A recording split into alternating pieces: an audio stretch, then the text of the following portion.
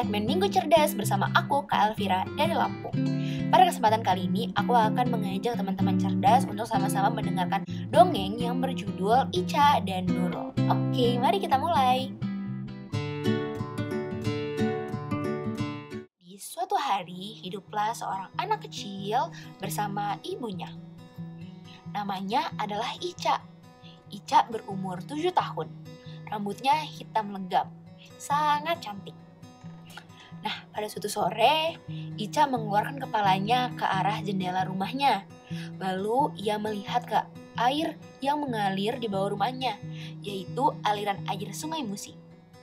Lalu tiba-tiba ia bertanya kepada ibunya, "Bu, hari ini Nurul nggak datang ya?" tanya Ica. Lalu ibunya menjawab, "Mungkin agak sore nak, soalnya dia belum datang, belum kelihatan juga dari tadi pagi," jawab ibu sambil mencuci piring. Jadi, Nurul adalah teman Ica yang suka berjualan empek-empek dan gorengan. Sudah 2 hari Nurul tidak datang ke rumahnya. Lalu, Ica pun merasa sedih. Ia mulai berpikir yang tidak-tidak.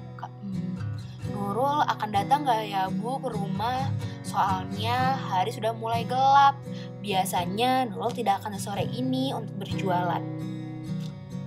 "Aku kangen banget bu sama pempek buatannya Nurul," kata Ica seperti itu. Nah, biasanya Nurul itu berjualan pempek dengan menggunakan getek. Getek adalah perahu kecil dengan mesin yang juga sangat berisik.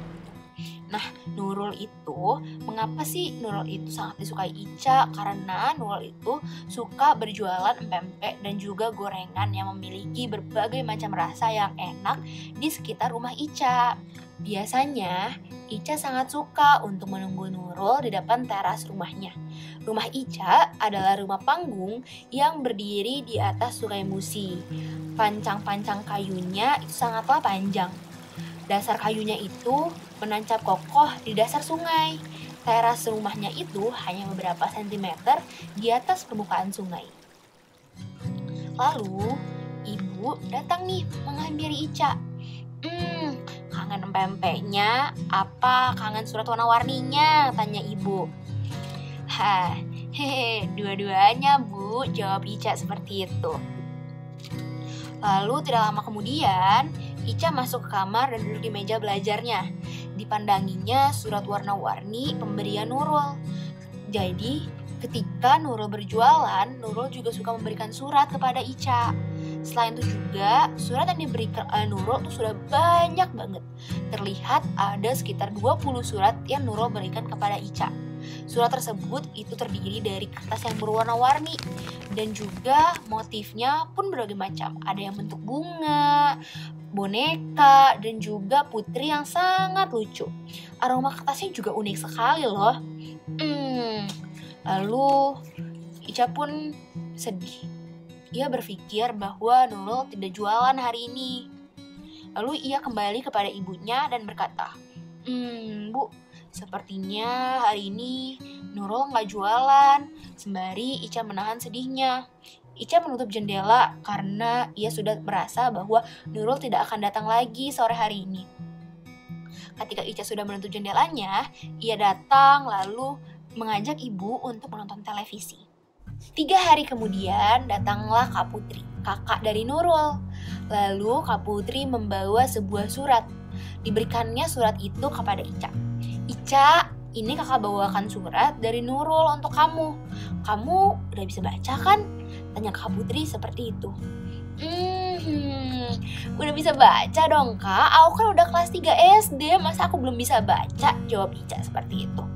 Akhirnya Ica pun menerima surat dari Kak Nurul. Dilihatnya amplop tersebut bermotif-motif, sama seperti pemberian Nurul sebelum-sebelumnya.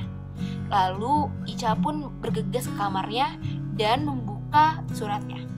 Dibacanya surat yang Kak Putri berikan kepada Ica. Ternyata Nurul pindah kota untuk melanjutkan sekolahnya. Akhirnya, setelah membaca keseluruhan dari surat yang diberikan Kak Putri, akhirnya Ica bercerita kepada ibu. Bu, ternyata Nurul pindah sekolah. Dan sekarang Kak Putri yang jualan pempeknya, kata Ica sambil memberikan raut sedih kepada ibu. Ica, jangan sedih nak. Tadi pagi ibu bertemu dengan ibunya Nurul. Ibu Nurul berkata bahwa Nurul harus melanjutkan sekolahnya sehingga ia harus pindah kota. Nurul ingin menjadi ahli kesehatan nak, kata ibu. Ica pun mengerti. Tangannya mulai memilin rambut-rambutnya.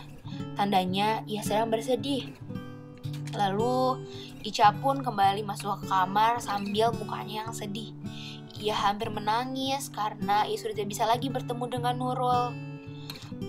Namun, tiba-tiba Ica mendapatkan suatu ide. Akhirnya, ia pun kembali keluar kamar dan bertemu dengan ibunya. Dia langsung mencari ibu dan dia langsung berkata kepada ibu, Bu, tiba-tiba Ica punya ide. Gimana kalau Ica membuat surat untuk Nurul juga? Jadi Ica kan bisa berbalas-balasan kepada Nurul. Meskipun Nurul gak punya telepon genggam, Ica juga masih bisa kan berhubungan dengan Nurul lewat surat ini. Lalu ibu pun mengangguk. Wah, ide yang menarik Ica, dukung ibu. Oke ibu, mungkin mulai sekarang Ica akan membuat suratnya terlebih dahulu. Nanti setelah suratnya jadi, kita akan kirimkan ke Nurul. Oke Ica, ibu dukung kamu 100%, kata ibu seperti itu. Iya oke, siap bu. Pasti Nurul akan senang sekali kan bu mendapatkan surat dari Ica. Jadinya rasa kangen kami itu bisa terbayarkan dengan surat-surat itu. Iya, benar sekali nak. Yuk kita mulai aja untuk membuat surat-suratnya. Akhirnya, Ica kembali memasuki kamarnya. Ia mengambil koleksi surat dan spidolnya. Dan tidak lama kemudian, Ica mulai tenggelam dalam kegiatannya. Tangannya dengan cekatan menulis surat-surat dan menyampaikan apa yang ingin disampaikan kepadanya.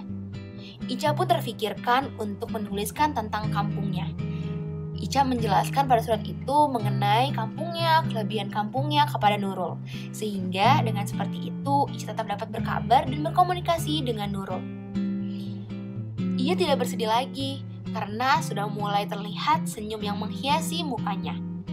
Dan sekarang, ia kini punya alasan untuk menggunakan surat warna-warni itu. Dan sekarang, surat warna-warni itu menjadi pengikat antara dirinya dengan Nurul, si temannya. Oke, mungkin demikian dongeng tentang Ica dan Nurul. Nah, kira-kira pesan apa sih yang bisa kita dapatkan? Nah, dari dongeng ini kita bisa belajar bahwa akan ada suatu saat nanti kita akan berpisah dengan teman kita. Namun, meskipun hal tersebut hal yang menyedihkan, kita tetap bisa kok melawan itu. Dengan cara apa? Dengan cara tetap menjaga selalu hubungan kita dengan teman kita. Karena teman akan selalu menemani kita dan menjadi tabungan di masa depan. Setelah mendengarkan dongeng yang aku bacakan tadi, teman-teman cerdas sudah pada bisa belum menangkap amanat atau isi pesan yang ada dalam dongeng tersebut? Nah, semoga teman-teman bisa mengambil isi amanat ataupun isi pesan yang ada dalam dongeng tersebut ya. Nah, buat teman-teman yang ketinggalan dengan video-video Minggu Cerdas lainnya, bisa dilihat di channel Minggu Cerdas dan jangan lupa tetap belajar bersama Minggu Cerdas ya. Sampai bertemu di segmen-segmen selanjutnya.